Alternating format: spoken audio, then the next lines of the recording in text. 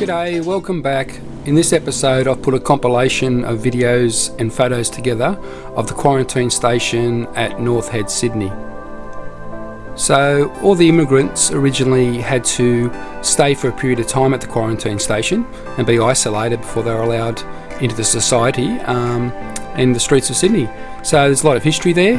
So hopefully you enjoy this, and as I did, and sit back and watch. Thanks.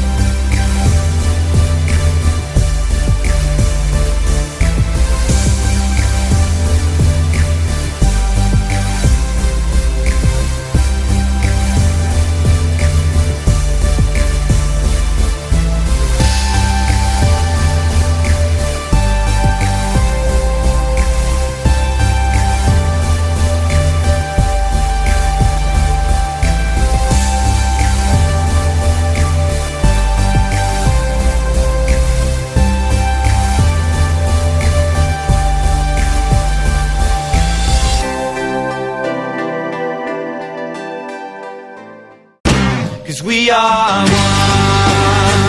but we are many, and from all the lands on earth we come, we share a dream, and sing with one voice. I am, you are, we are Australia. For over 150 years, the quarantine station was for many the beginning of a new life in Australia after making the arduous and lengthy journey from their homelands. Ships suspected of harbouring people infected with contagious diseases such as the Spanish influenza, smallpox or bubonic plague were quarantined here so that these deadly diseases would not reach the general population of Sydney. Ultimately a success story for the growing Sydney population. It did, however, leave an indelible mark on those that were quarantined. Tales of love, loss, play, outside, alongside themes of cultural and social change, medical history and progress.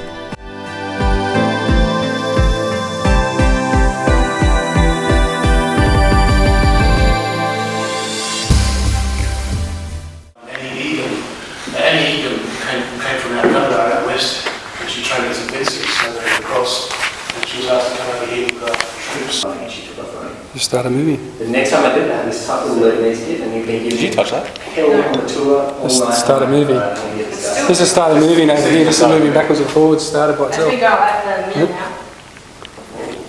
Yeah, and no one's touched it. That's why he's slowing down. Who's going to touch it? No. No. Someone's pushing. It's going constant. Yeah, it's not really. Someone's pushing it. Oh yeah, someone's pushing it from there. You make it less there and more towards Constant. It's not even slowing. We girls like this group. You guys are getting a fair bit for beginnings. It's not stopping. No, it's probably going to stop by now. You go for that more.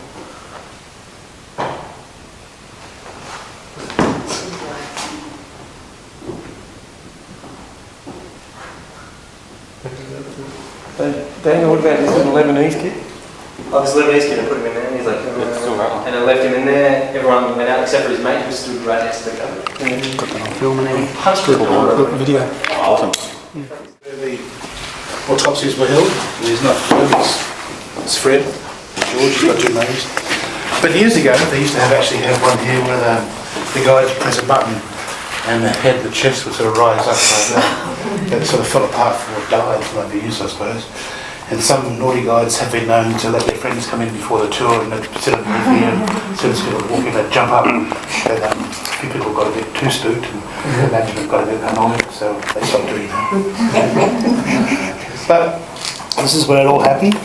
The autopsies are done here. You drive the body fluids. I've never seen an autopsy, but I assume down here into here, down outside, apparently when they push outside the blood and the guts and whatever else. Of course, all the things were done in here. I'll find out what the person died of. And again, this is the one place where Dr. Reed, I told you that before. Sorry, I made a mistake. I'm not sure if it is Dr. Reed, but it could be. It's a tall figure who's been seen. Kelly, she kind of wants it all the time. So, lay down here. She had this for about an hour. So the lights and stuff. She'd done it heaps of times, nothing had ever happened until one night she was in here. She heard, you know, those like big flat river rocks you kind of like clap them together and they make a really loud resounding sound. She heard two of those crack in there. She was like, okay. You know when logic kicks in, something weird happened, and you go, nah, it's probably a possibility if that's what it is. It's exactly what she did. So she lay here a little bit longer. She's like, no, maybe this is the night, because every ghost tour guy gets there freak out. Anyway, so Kelly's lying here, two big cracks. Then she hears, sorry, I'll scooch over like that.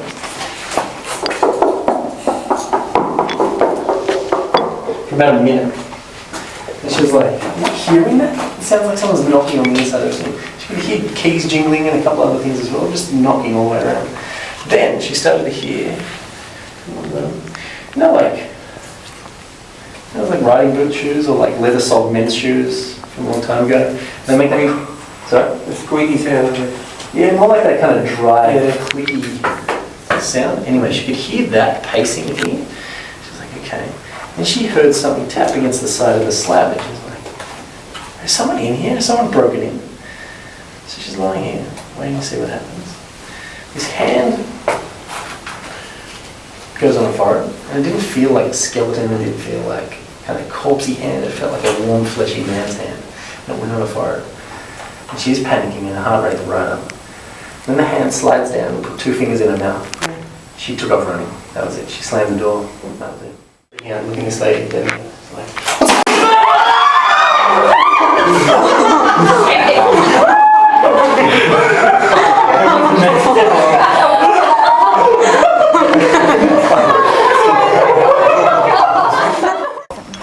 weird sandstone block there.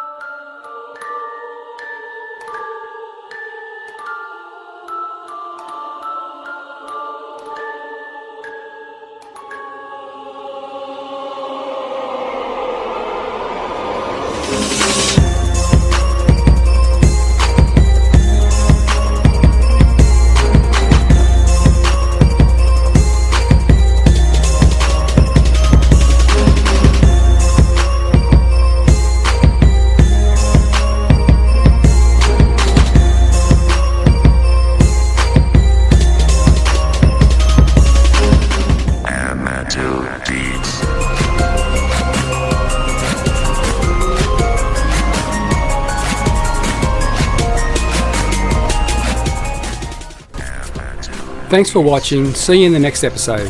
Hooroo!